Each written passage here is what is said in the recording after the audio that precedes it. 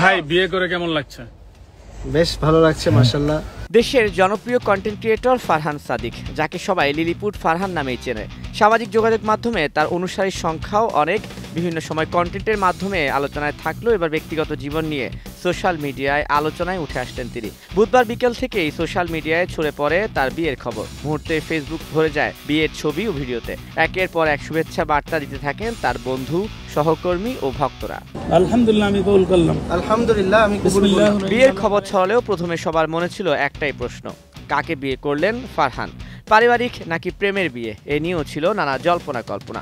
পরে জানা যায় ফারহানের নববধূর নাম মিম। তিনি দেশের একটি স্বনামধন্য পাবলিক বিশ্ববিদ্যালয়ের শিক্ষার্থী। পারিবারিকভাবে অনুষ্ঠান হলেও তাদের প্রেমের সম্পর্ক বেশ পুরনো। সেই দীর্ঘদিনের সম্পর্কই পরিণতি পেল বিয়েতে। 25 নভেম্বর গায়ে হলুদ এবং 26 নভেম্বর ঝিনাইদহে বিয়ের আনুষ্ঠানিকতা সম্পূর্ণ হয়।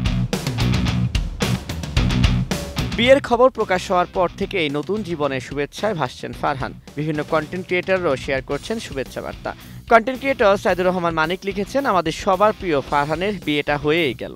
অন্যদিকে মাহির ভাষায়, আমার ভাইয়ের জীবনের নতুন শুরু, দোয়া রইল সুখ ও শান্তির জন্য। তানভীর হাসান, সময় সংবাদ, ঢাকা।